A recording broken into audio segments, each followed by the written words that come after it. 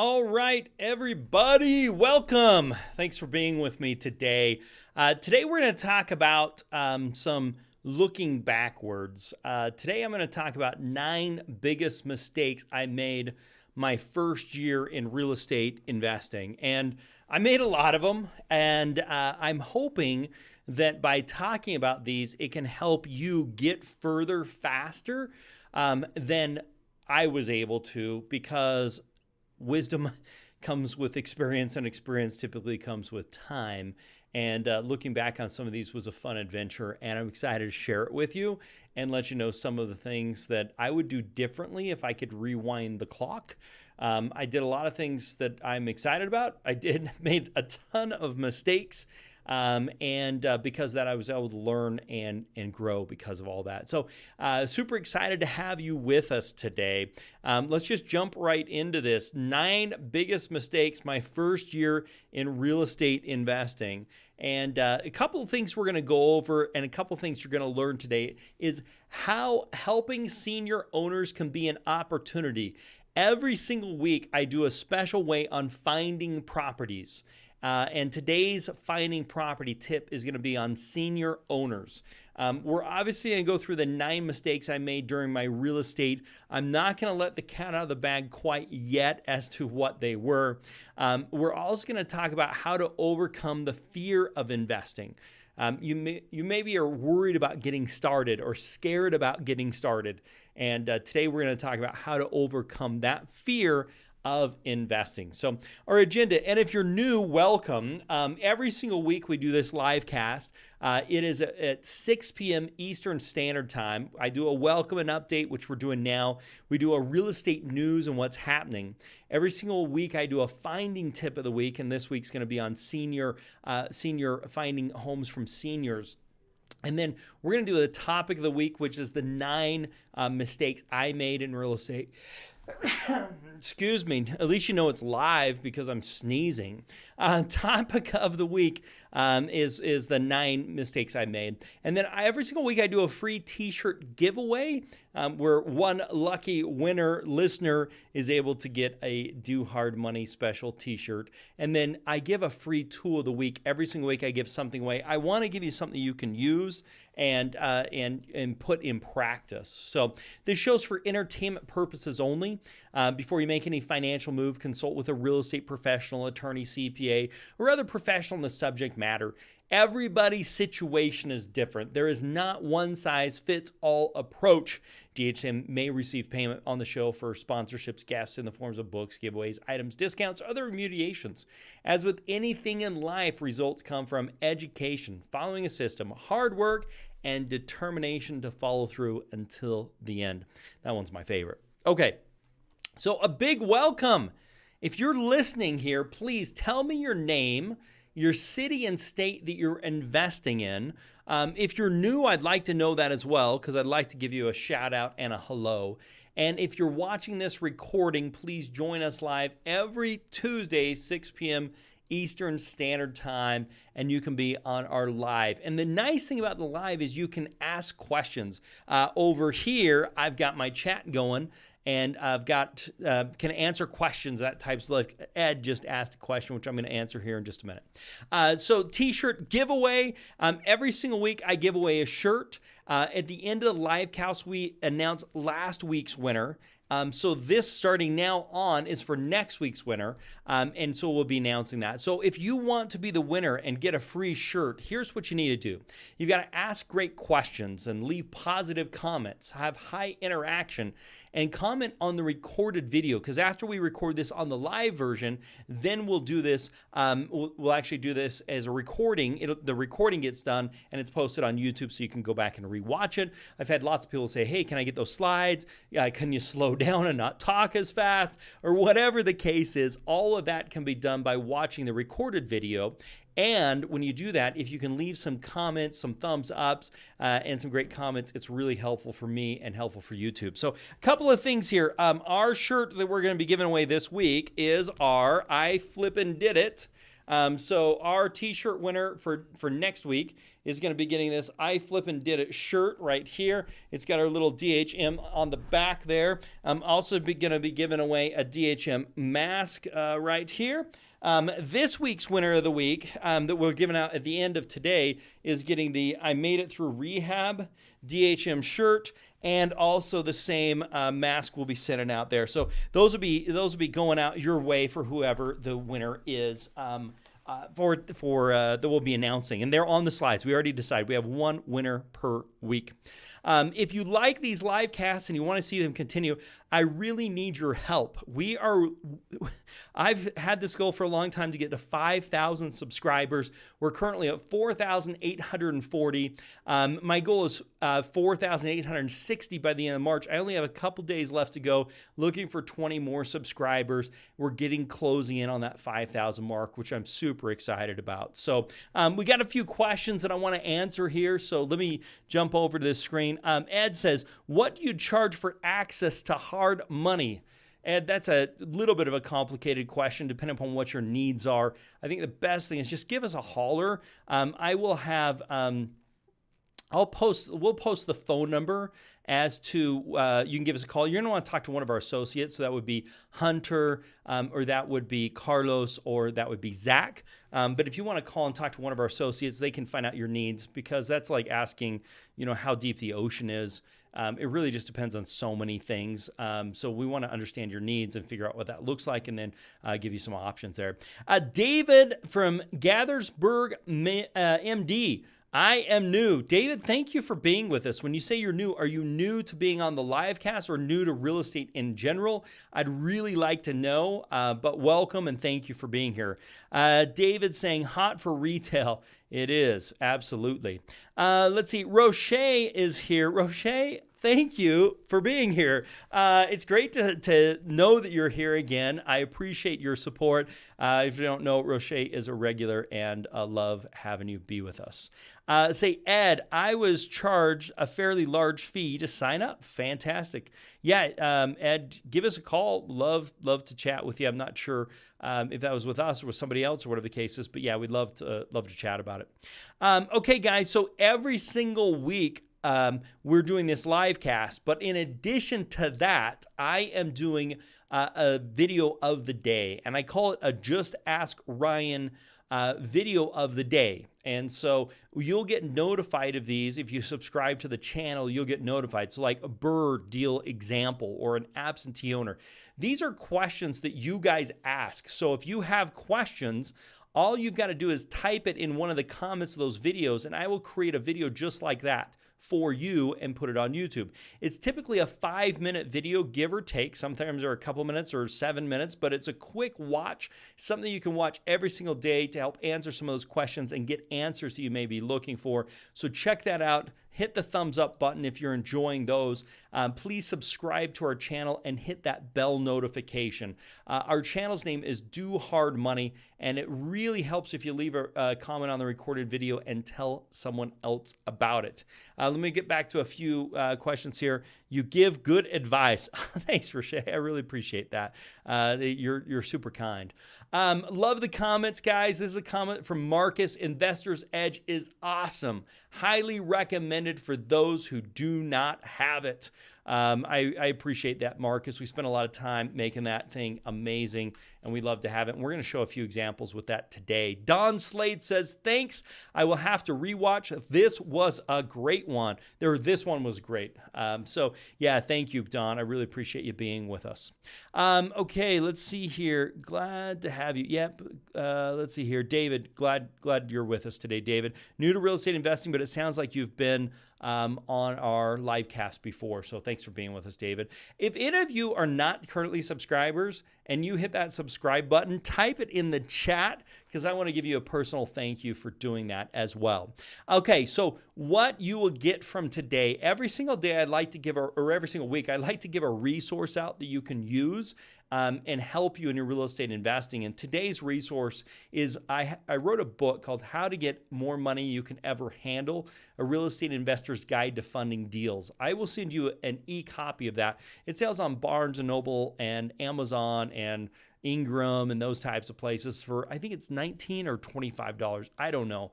If you want to get a hard copy, you can go there and get it. But if you just want to get the e-copy, the electronic copy, you can get it absolutely for free. And I will give the link on how to do that. At the end of this live cast, you can get a copy of that where you'll get a link that you can download it. Okay. Love that new Burr video. Oh, awesome, Roche. I'm glad that you are enjoying that. Did you ever get your gear, by the way? Did you ever get your shirt and that stuff? I think we made sure it all got sent out. And so anyway, let me know. I just want to make sure. I want to make sure you got all of that. Let's see here. Let me just check one thing here. No. Okay. Real estate market updates. Let's talk about the real estate market update and what's happening in your area and other areas around the country. The housing boom that never ends already wiped out all the short sellers. When COVID-19 hit, even Canada's own National Housing Agency seemed sure that it was finally the end, predicting a dive in house values ranging from bad to catastrophic. But instead, the market went into another record year, even surpassing the gains in the red-hot U.S. market. Do I have any Canadians in the house? I'm just curious. Chicago real estate market update, sales up again, inventory ridiculously low. After looking at February data, I'm thinking that maybe the Chicago real estate market really is doing something more than simply making up for the lost activity during the initial lockdown when the pandemic first hit. Maybe we really have entered a bull real estate market, though the bull may be losing a little bit of steam. We're seeing this everywhere. Let's see here. We got a comment. David, where can I access the Burr video? We're posting that right now, so you can watch that. It's one of those on the channel as well. And again, David, hit that subscribe button, and you'll get notified of those as they come out. All right, let's see here. Denver real estate. This was crazy. Real estate agent says offer $90K and $100K over asking price, lost the deal, meaning they offered $100,000 more than what the asking price was, and their deal was not accepted. We're seeing that more and more. Where have all the houses gone? The inventory of homes for sale is startling low. The pandemic is part of the reason. And you can see here, there's 468,000 houses available approximately right now. There's usually 1.2 million. You can see here in 2016, it jumped up to almost 1.5 million. You can see here in 2018, it was about 1.25 million. Back up to 2019, it was close to 1.15 million. And 2020, you're seeing that just shy of the million. And now 2021, 468,000, which means that the trouble right now, you always have a problem in real estate. It doesn't matter what market you're in. You're going to have a problem finding properties, or you're going to have a problem selling properties. Right now, you're going to have a hard time finding properties and an easy time to sell properties. But in other markets, you'll have an easy time to find properties and a hard time to sell the properties. So it really comes down to how can you make a business work where you're doing both sides of that. And that's what the key to it is. Mortgage rates are climbing. Real estate market update, rates on a 30-year mortgage went up 27 basis points. If you don't know what that means, it's basically 0.27%. They just call it 27 basis points to confuse everybody, I guess. Mortgage delinquencies in November fell to their lowest level since the start of the coronavirus pandemic. Just under 6% of all U.S. mortgages, 2.7 million homes, were in some sort of stage of delinquents at the end of November, according to the latest reading by CoreLogic. The proportion of long-term unemployed also remains troubling, with 4 million people who have been actively looking for work for 27 weeks or more. But we are seeing this start to fall. So I think there's some great news on that as well. Really interested in what's happening in your local area. So if you have some questions or some feedback, type in the comments what's happening in your area. Are you seeing multiple bids? Are you seeing lack of inventory? What are you seeing in your area? Type in the comments. I'd love to know. Mortgage delinquencies in November fell to their lowest level since the start of the coronavirus pandemic. Pre-foreclosure, at some point, we believe these will become pre-foreclosure buying opportunities. 2.72 million homes remain in forbearance. This is an interesting statistic. Even with a market as hot that as these homes start coming available, they will get eaten up in the marketplace, meaning a absorbed is what it's really looking like here. But you can see that number of forbearance is coming down. If you look at the start of the pandemic, you're starting to see that trail down. It'll be interesting to see as we get newer numbers on this. All right, February 2021 monthly housing market trends report. More than 200,000 new listings are missing from the U.S. housing market, meaning there's 200,000 that would normally be there this time of the year that is not there right now. February 2021 housing report. National inventory declined by 48.6%. The inventory of newly listed properties declined 24.5%.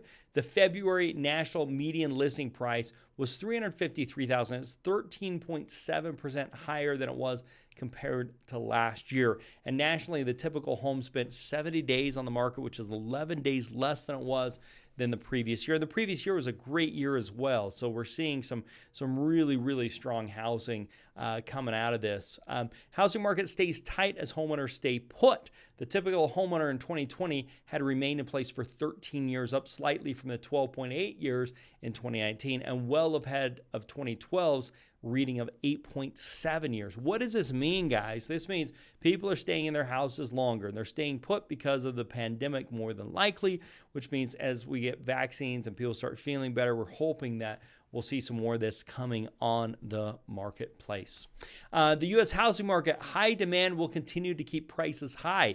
Estimates range from 2% annual increase to 6%, although we have been outperforming that so far this year. We're going to settle somewhere in between where we were before COVID and where we were during COVID is really what the chief economist of Realtor.com is thinking.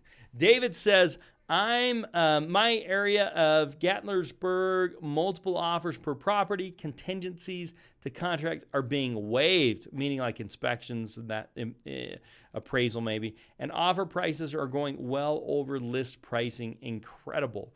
Yeah, it's kind of eerie to see. If you've been in real estate investing for a long time, you haven't seen, or real estate in general, in the last 20 years, 21 years I've been doing this, I haven't seen anything like this. So it's kind of interesting. The key to it is finding properties, which is what we're going to jump into right now as we move into our next segment. This is something you can go do right now to help find properties. Our finding property tip of the week. And guys, if you're here live, which a lot of you are, type your comments in, just like David just put some comments in here, or you've got Roche, who is always great to give some great feedback and some comments. Ed, if you've got some comments, put them in here, questions. Who else we got with us today? Any of you, and those of you that are shy and haven't put anything in, please go ahead. I want to give you a shout out and a hello. Property finding tips. Let's jump into this. I want to talk today about senior owners. Okay. Change in life circumstances typically mean an opportunity to help somebody while also making a profit.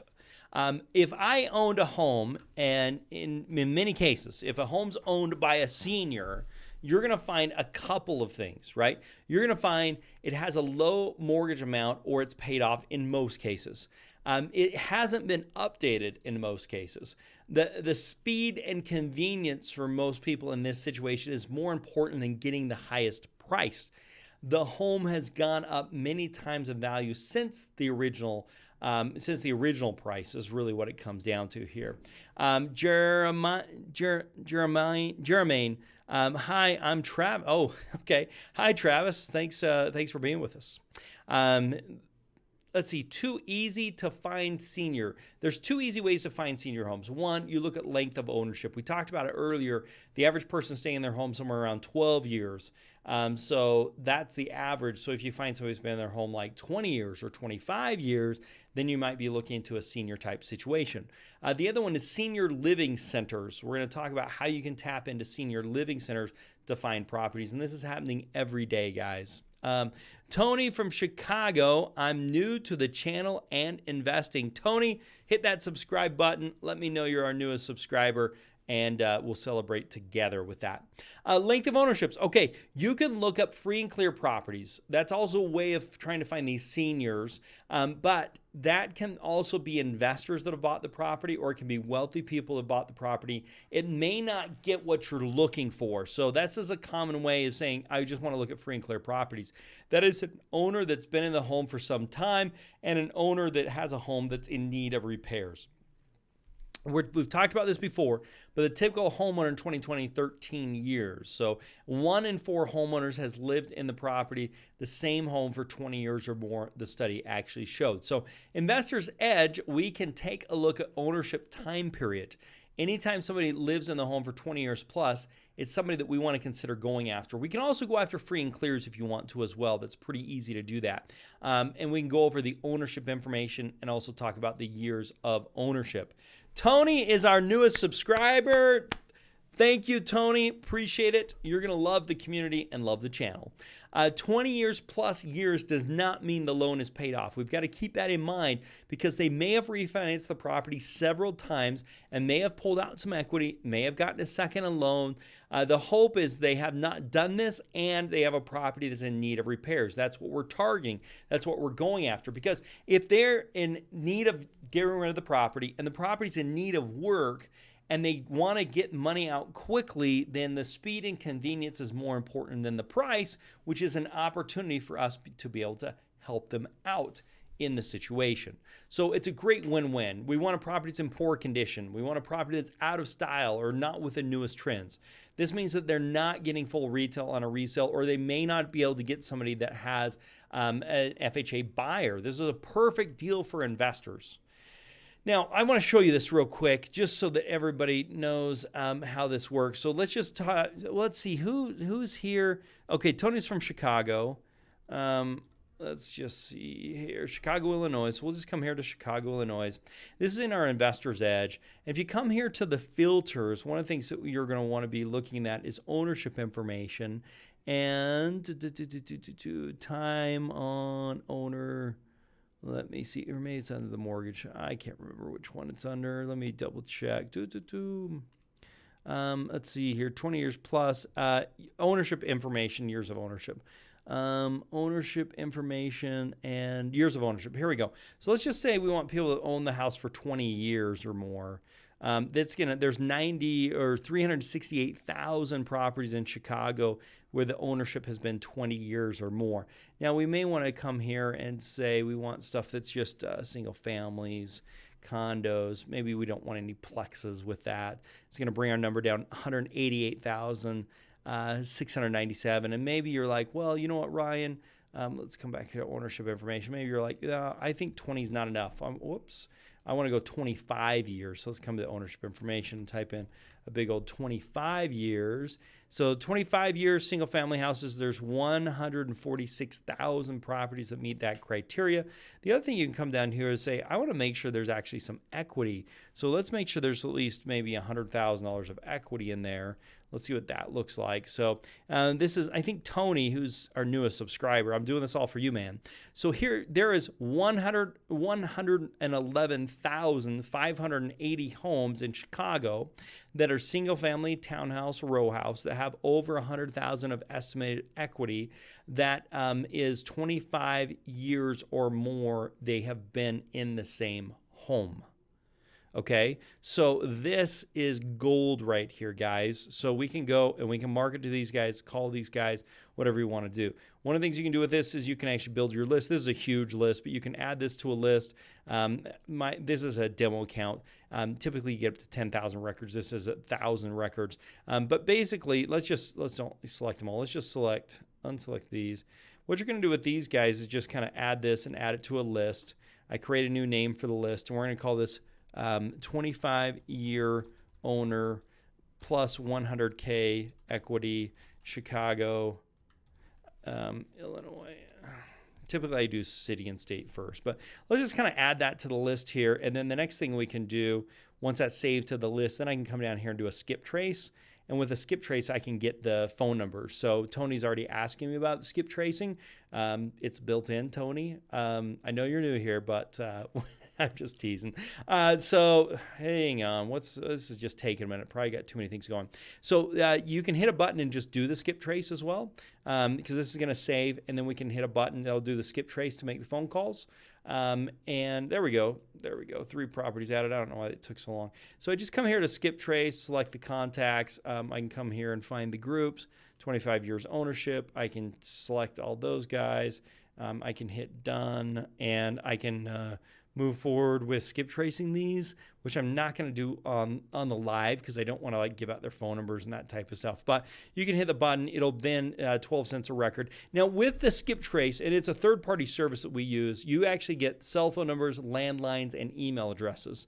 So you get everything that we can possibly get on that person. Now, some of them are out of date because you're getting the most recent information that's available. And then with that, there's a couple of campaigns. You can do a voice broadcast. And so, whoops, that's having an issue right now. You can do postcards and send out those postcards. Or what I like to do is Mojo sales and Mojo Dialer. This is what I like to use, guys, is this Mojo Dialer, and it'll dial 3 lines at once. And so you can actually do an export. Once you do the skip trace, you can actually do an export. And with that export, you can then import it into Mojo Dialer. And let me just show you their thing here. You can do 3 calls at one time for $149 a month and unlimited. You know, you can make as many calls as you want for that. So I like that. There's no per minute fee. There's no, anything else. It's just a single deal. So I like that. But that's one of the ways you can find these properties. Now, I also want to show you, you can also just do simply free and clear properties. So if I want to get rid of all these, now let's get rid of the 25 years of ownership, and let's get rid of the 100,000. So single family, let's see, valuation and estimated equity, mortgage information, free and clear included. And so in Chicago, again, we're doing this for Tony. Since he's our newest subscriber, it pays to be a subscriber and tell us. So Chicago, Illinois, single-family houses, free and clear properties, there's 224,000 free and clear properties right now.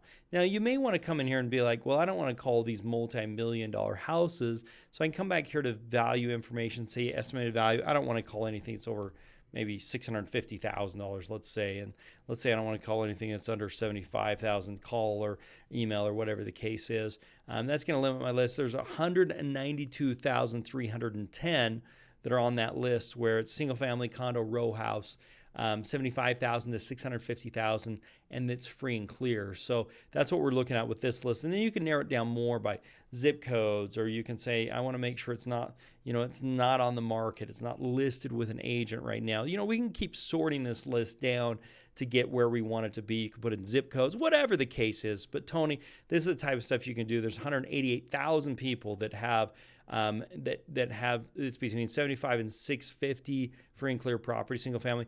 I could actually even add on here ownership information. Maybe I want to be anybody that's owned the property for more than 15 years. So now I'm like, that's free and clear, plus they've owned it for 15 years, or heck, let's get crazy and say like 25 years. Ownership information, let's say 25 years. Whoops, it keep hitting the wrong button here. 25 years ownership. So let's just recap. There's 6,772 people, or houses, we should say. It's single family or townhouse row. It's not on the market. They've owned it for 25 years or more. And there's an estimate of $75,000 to $650,000 is what the value is. And it's a free and clear property. This is a list you want to be going after, guys. This is a list you want to go after. Okay, questions on that? If so, hit me up in the chat because I'd love to answer them. So Investor's Edge, we talked about this. I want to talk about the community, the senior living communities, assisted living communities, assisted living and nursing facilities. One of the things you can do here is contact the administrator, the hospital administrator, or the coordinator for the assisted living, or the social workers. In many cases, they can't give you the phone number without permission from the people. So what you're doing is giving them business cards and saying, I help people that are going through a transition period. And most people that are coming to an assisted living center are in need of some capital in order for them to be admitted. And typically that cash is tied up in their house. However, in most cases, these houses are in need of repairs or aren't in the best of condition. And you need the money fast. So speed and convenience is more important than the dollar amount that you're going to get. And so I can help people like that. So when you have somebody that comes in, if they have money tied up in a house, please give them my card and ask them for permission to share with me their phone number. And then you call me with the phone number, I'll call them, I'll work it out, which will help them be able to then get into your facility, and it'll help the family dealing with a problem that they don't want to deal with. Most properties will be in need of repair. This way you can let the family know that they don't need to clean it out, that you'll take care of it. One of the things I like to do with that is with personal belongings is I tell them, hey, I will take care of everything. You guys just go in there as a family and take the stuff you want. Anything that's important, anything that's of value, anything that's meaningful to you, take that. One of the most painful things is to have to go clean out the house of grandma or grandpa's or mom's or dad's. It's like, go in there and make great memories, take the things that are meaningful, and everything else we'll take care of. Leave everything that you don't want. Now, they're going to sign and say, I can have everything that's left in the house. I don't want anything. It's not like I'm a junk collector and I'm trying to go through rummage through their stuff. What I'm trying to do is make it easily emotionally for them to be able to go through the house and get the things they love and want, and I'll take care of everything else, which in most cases just brings backing up a dumpster and throwing it in, but that's a huge convenience to a family where they don't have to deal with that. Many families, when you need the money to pay or sell for the house, money from the house, end up getting them into a home. So put yourself in the family shoes, right? Grandpa was doing well, but then he took a turn for the worse. He needs help from assisted living. He has some money, but not enough to pay for the care. The family can't afford to cover the bill. His home is out of date, run down, and it's held together with baling wire, but it's got equity, right? So the family says they need money fast and don't want to deal with repairs to the property. They're not sure how they can afford the assisted living. They don't want to deal with showings and having people rummage through grandpa's stuff. And when they go talk to the admissions, they're asked about how they're going to cover the payment. And they say, hey, we've got lots of equity, but the home's in need of work. So the family's like, the admissions person says, you're in luck. We know somebody that buys homes in any condition and can get you equity out quick. This is their information. Can I have permission to pass your number along to them? Some companies won't allow it, but you might as well ask, okay? The great thing is this is a win-win for everybody. It helps the family. It helps grandpa. It helps you. It's a win-win for everybody. So if you've done any assisted living, please type that in the comments and let me know. And if you've done anything with properties that are free and clear or senior properties, type that in the comments below as well. I will tell you one thing with the senior, depending upon the age, I like to make sure that somebody else is there witnessing. So I've bought a few houses from senior type situations, and I always require that there's another family member there because I don't want to get accused of stealing a house from an elderly individual. And I have ran into a few situations where I've seen that be a problem. So my rule of thumb is I'd like to have another family member there. So I like to have a daughter or a son or somebody else that's there that's witnessing it and they're on the same page. Just to kind of make sure. And I try and do that. With as much tact as possible. Is just say, hey, I'd like to have another family member that's there to be part of the conversation and as a witness to the transaction if we end up moving forward.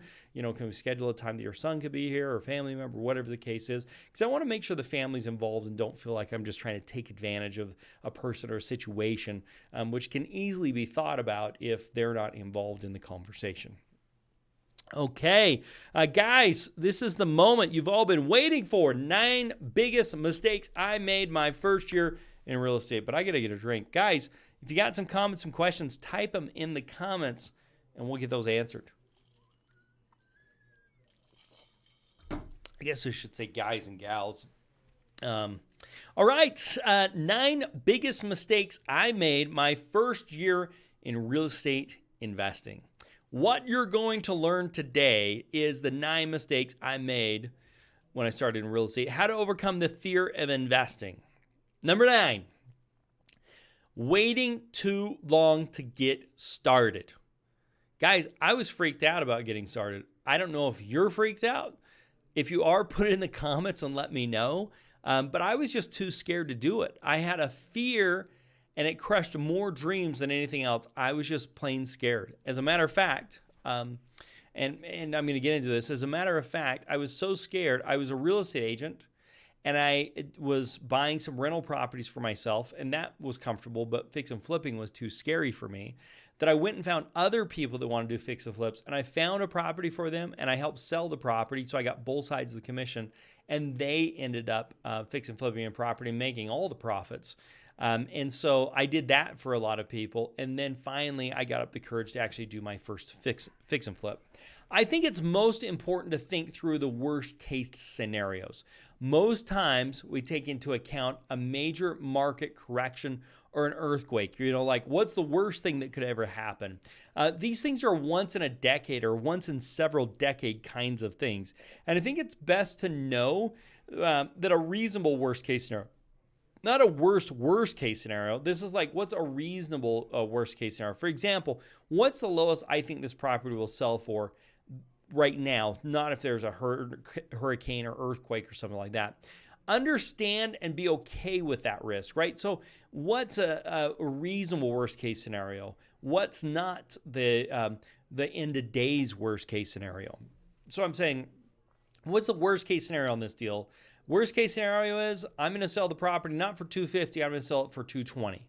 What happens if I sell the property for $220?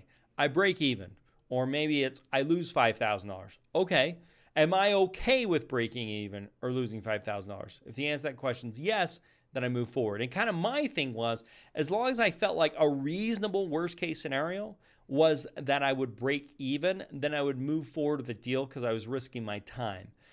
So don't get caught up on the end of days apocalyptic major earthquake scenario that happens every 50 years because you'll never do anything if that's the case. Just use some reason in all of this.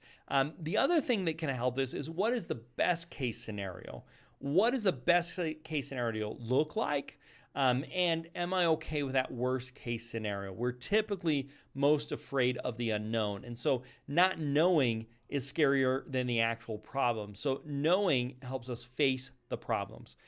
This is a good friend of mine. We've never met, but I hope to at some point in this afterlife. This is Rudyard Kipling. And Rudyard Kipling is best known for one of the books he wrote called Jungle Book, which you've probably seen the Disney movie or listened to your kids. He was born in Bombay, India in 1865. And at the age of 6, he was sent to England for formal British education with a foster family named the Holloways. Mrs. Holloway was a brutal woman who despised her foster son, Rudyard Kipling. She would beat him and she bullied him. Okay, not a fun situation. And this was supposed to be, his family sent him off because they thought they were helping him. He was bullied at school as well. He never told a soul about this until decades later. His only solace was in books and in stories. At the age of 11, he was on the verge of a nervous breakdown. A family friend stopped by the Holloways and found the conditions and told his parents, who came to his rescue. His parents didn't know this was going on. If they did, they were terrified. As soon as they found out, they went and rescued Rudyard Kipling. Years later, he moved to America. His writings became very popular and made him quite a sum of money.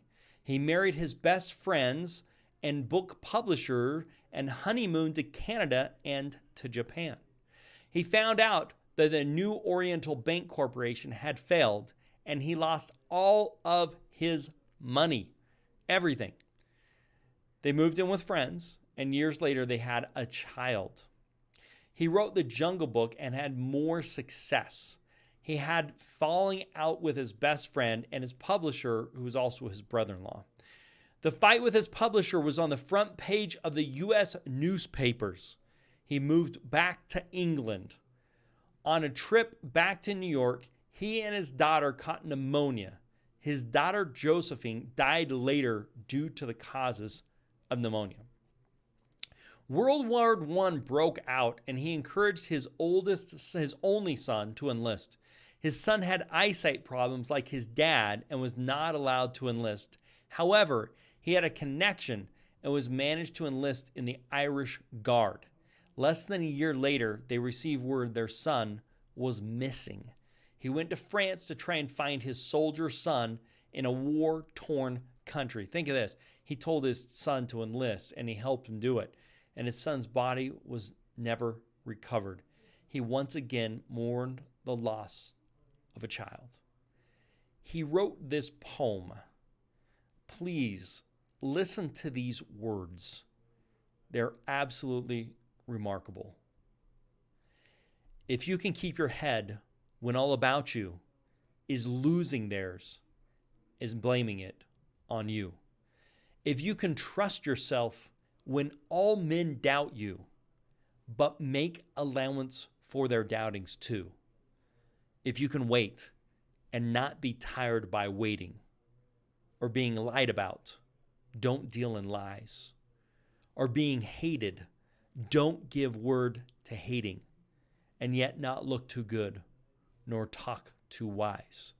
If you can dream and not make dreams your master, if you can think and not make thoughts your aim, if you can meet with triumph and disaster and treat those two impostors just the same, if you can bear to hear the truths you've spoken, twisted by knaves to make a trap for fools, or watch the things you gave your life to broken and stoop to build them up with worn out tools. If you can make one heap of all your winnings and risk it in one turn of pitch and toss and lose and start again at your beginnings and never breathe a word about your loss. If you can force your heart and nerve and sinew to serve your turn long after they are gone. If you can make one and if you can make one heap of all your winnings and risk it in one turn of pitch and loss, and lose and start again at your beginnings, and never breathe a word about your loss. If you can force your heart and nerve and sinew to serve their turn long after you are gone, and so hold on until there is nothing in you, except the will that says to them, hold on. If you can talk with crowds and keep your virtue, or walk with kings nor lose your common touch, if neither foes nor loving friends can hurt you, if all men count with you, but none too much, if you can fill the unforgiving minute with 60 seconds worth of distance run, yours is the earth and everything that's in it, and which is more, you'll be a man, my son. I love that poem, and so I hope you will enjoy it as well. It's called If by Rudyard Kipling. That's one of the things that I like to think about when I'm looking at taking on some of these risks. Okay, number 8 on my list is being too cheap. Not spending money on tools and resources. This could have been marketing. This could have been postcards. This could have been skip trace. It could have been software. I was not confident enough in myself to spend money to help me make money. I was scared to invest because it was unknown. If this is you, set aside some money you are willing to risk.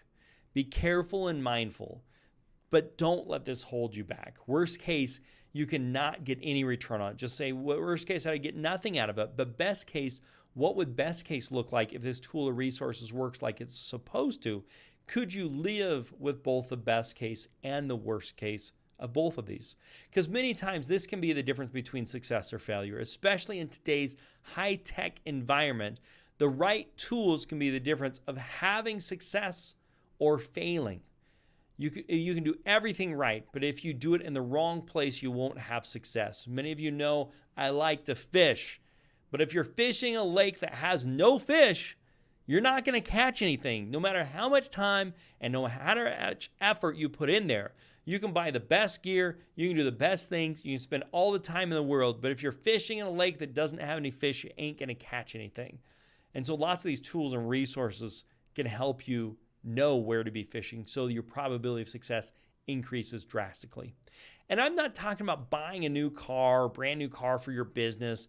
I'm talking about some educational strategies that other people have had results, some models, some people that are ahead of the road from you that have done it. That doesn't guarantee it, but it certainly helps if you can follow the success, because one of the things I know is success leaves clues. And so find somebody that's done what you want to do and follow what they recommend and what they have done to help get you where you want to go. Okay, number 7 mistake, not having a written plan or a strategy. There's a big difference between a dream and a strategy. A dream is a hope and a wish. A strategy is when you start putting that in paper and thinking, reverse engineering it. Reverse engineer your success is, where do I want to be? And then how do I get there? And I'm going to show you how to do this. What is this end goal? What do you want? And what's the next step to get you what you want? And how do we make that happen? So this is a pretty generalized plan, but it would get somebody going in the right direction if they replace this with their own numbers. So let's say I want to make $5,000 a month in cash flow. Okay. You may currently have zero cash flow. So how do we get you from zero cash flow to $5,000 a month in cash flow? Well, 4 paid off properties that paid $1,250 would net you $5,000 a month. Okay. So then how much is each property going to cost? Let's say each property costs $200,000. That means you would need $800,000 in order for you to have 4 properties that cost $200,000, in order for you to get $1,250 per property, in order for you to get $5,000 a month. Now, these numbers are going to be different based upon where you live. It's going to be based upon how much money you want or need or any of those things. But this gives you a strategy. So how do you get there? Well, if I fix and flip properties, my average income's $40,000. If I fix and flip 20 properties, let's don't get complicated with taxes, that would get me to the money that I need, the $800,000. And let's say I just did 3 properties a year for 7 years. That's going to get me. So my goal is 3 properties a year for 7 years, $40,000 per property, in order to buy 4 properties for $200,000. They're going to cash flow me $1,250, which will get me my $5,000 a month cash flow. And I have a 7-year strategic plan put together. That will change, and it should change over time, right? Property prices might go up. Property prices might go down. Your profit might go up. It might go down. It doesn't really matter, though, because this is your North Star. This points you in the right direction. It puts you on a path. And one of the things I've personally found is when I have a plan to get to where I want to go, that's motivating to me. I know what I need to do, and if I follow that plan, success is going to happen. And it may not happen exactly like I think. It may not happen in the exact time frame I think, but I keep working my plan and working towards it. It's the end game. It's the end goal that you're trying to go for. So what's the next step? Well, do 1 property is the next step. And so how do you do 1 property? Well, 70% of the contacts, this is specifically in driving for dollars, if you do skip trace, 70% of the time you're going to get contact information. So this is what I call my first property roadmap. This is one of the things that our members get, and it's so helpful. If you're driving for dollars, you can add about 30 properties in an hour. 70% of those, you'll get contact information from skip tracing. 21% of those, you'll have some conversation with. 7% of those will turn into a prospect. 25% of those will turn into an appointment. 75% of those will turn into an offer. 25% of those you'll get a contract on. So this is kind of the numbers. If you add 2,250 properties into your driving for dollars, our investor's edge, you'll end up getting contact information for about 1,575 of those properties. Now, keep in mind, you're typically going to get 3 to 5 phone numbers for each one. So you'll end up with like 4,000 or 5,000 phone numbers, which is why it's nice to have a little dialer solution to help you with that. That'll give you 331 conversations. That'll give you 23 prospects. That'll give you 6 appointments. That'll have you making offers on 4 properties and end up getting 1 deal. Now, this is going to vary based upon price ranges and area and skill sets and everything else like that. But again, this is your North Star. This is your strategy. This is your roadmap. I'll replace this information with something you have, but this is your written plan. I've done the work for you on this. And we also have what's called a next deal blueprint. This gives you the action you need to do every single week to make these good things happen every single week. You do the weekly work and it make things happen. Okay, number 6, biggest mistake in my investing is not buying more properties. I look back at so many deals I passed up on. They were homes I could have purchased for under $100,000, and those same houses are selling today for $350,000. I realized that staying power is everything. If I would have bought them but not been able to keep them, it would have done me no good and would have done me more harm. But if I would have thought through some of those and bought them and held on to them long term, it really comes down to the hold. I wish I could have found more ways to keep more of these properties. Over the long term, you're going to be glad you did. But you have to have a solid plan to make sure the property does not take you under during that holding period. It's really important. This is a graph of the United States home prices. You can see over time what has happened to the home prices, right? It's a straight line up, regardless if you have adjusted for inflation or if you're doing the nominal home price. But you can see, if you look at the blue line there, house prices in 1970 were $25,000, and in 2014, they're upwards of $215,000. You're seeing a drastic increase just over that short 44-year period, and it's a straight line up, guys. There's a few dips. You'll see that, when you look at 2008, there was a dip, but it certainly didn't dip back to the 1970 prices. Number 5, trying to do it all myself. One of the biggest regrets I had is trying to do it all myself. This is good and it's bad. A lot to learn from on this. I did lots of the rehab work myself. One side, it was good to get my hands dirty. On the other side, it would have been more profitable if I would have had a professional do the work myself. I'm glad I did, because I learned a lot by doing it, and it's harder to pull one over on me. I was too worried about the cost rather than managing the cost and building it into my deals and my plan. And there's an opportunity cost. The idea of this is the return you'll get and what you could have been doing. So if I'm spending time doing a rehab, but I could have been spending that time finding another deal, the opportunity cost is what I would have made from that new deal minus the additional cost if I would have had somebody else do the rehab. And if you're doing it right, it's going to be more profitable for you to be finding those deals, but you need to understand the rehab process. For me, it would have been very, very high to find those new properties. And this doesn't mean that you can neglect the repairs. You still got to be there. You still got to understand. You got to be on site at least once a week. But that's important to know.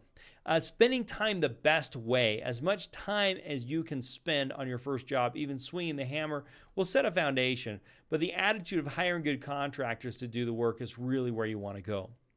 Number 4, underestimating expenses. It is so easy to underestimate expenses. Underestimating expenses get you in big trouble. You may want to make the deal work. If you can get the repair done to make this deal work, you push it. You might need some more money on this. This is a horrible situation to be in. The hard money lender is not going to give you more money after they funded the deal. Once the deal's funded, it's over. And once the loan is done, it's done. We're not going to keep, you're not going to get more money. So how to avoid this? Use a template when you walk through the property. Establish a scope of work.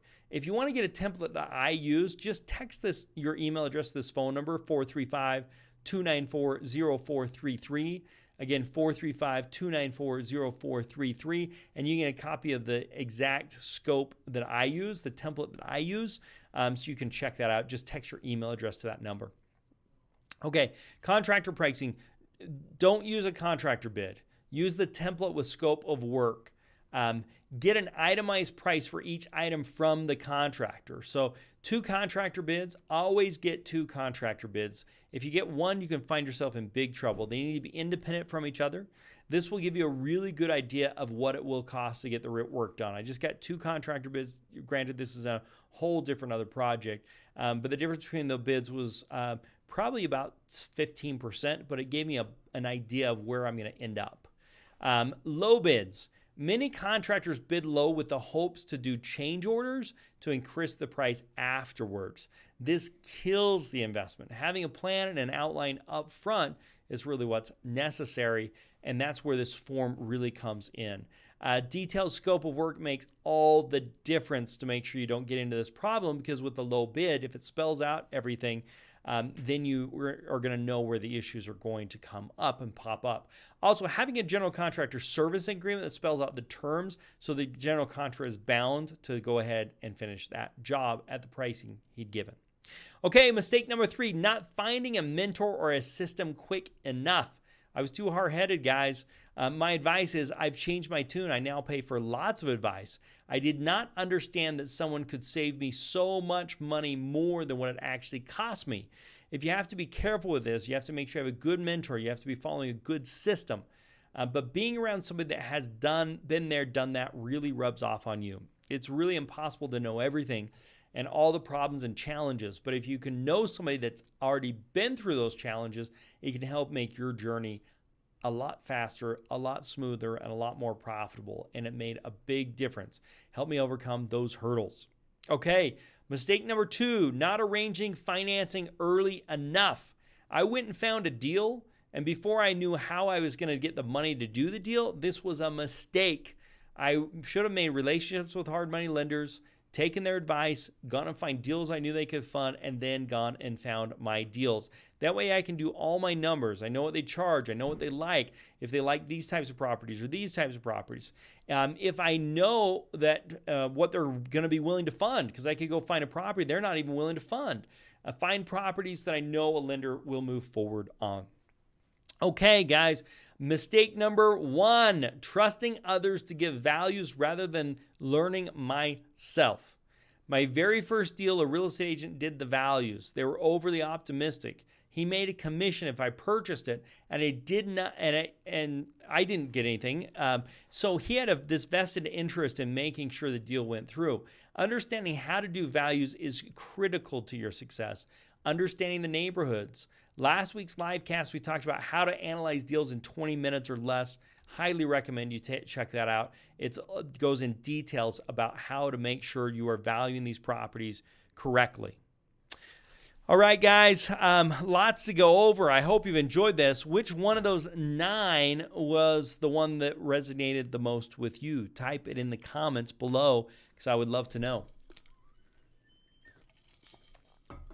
All right, if you are interested in scaling, growing, or getting started in real estate investing, we have a Find, Fund, Flip system. Has dozens of hours of training, deal finding software, access to our 100% financing. Go to DoHardMoney.com/get started. DoHardMoney.com/get started, so you can check that out. The free ebook that I promised you. If you want to get a copy of that free ebook, you can text this number, 435-294-0433. All you've got to do is text your email address to that number. We'll send you a copy of that free ebook. Or you can go to DoHardMoney.com/money-ebook. DoHardMoney.com/money-ebook, and you can grab a copy of that. If you enjoyed this, please hit the thumbs up button as we get this recorded video going. Hit the subscribe, hit the bell notification, leave a comment, and most importantly, tell someone else about it. But make sure you get a copy of this free ebook. You can go to that DoHardMoney.com/money-ebook or text the 435-294-0433. Talking to Hard Money before I find the property. Tony says that's the thing he learned about the mistakes that he took away the most. That's great, Tony. Future topics. What would you like to see for future topics? There's several on the screen here. Type in the comments what you'd like to see for a future topics. I build out these live casts and stuff we'll be doing in the future. And type that in the comments below as well. Okay, guys, if you enjoyed what you've heard today, please share the live cast link on YouTube with friends or several friends, but also check out Income Hacker Podcast. You can listen to it on iTunes, Apple, wherever, Spotify, wherever you listen to podcasts. And if you don't listen to podcasts, check it out as well. Okay, guys, our T-shirt winner of the week, we're going to be sending you our I Made It Through Rehab shirt. That's coming out, and we are also going to be sending you our Do Hard Money mask. When you get this awesome shirt, take a picture of it and post it on social media. Show us. We'd love to see it. Our winner, this is for last week, and remember, your comments for today and throughout this week are going towards next week's winner, Marcus Travis. Marcus, if you're with us, say hello. If not, this is what you got. Well, either way, this is what you've got to do to claim your shirt. Email support@DoHardMoney.com. Put in the subject line, shirt winner. Put your screen name or your name, your mailing address, your cell phone, and your shirt size. And we'll be sending you a free T-shirt on us. Pay for shipping, send the shirt, do the whole thing. So big congratulations to Travis for being with us and being our T-shirt winner. Tony says seller negotiating is a topic he'd like to have us talk about. We'll put that on the list. Tony, appreciate your feedback. And if you can also share a big congratulations to Marcus for being our T-shirt winner of the week, throw them in the chat. We'd really appreciate it.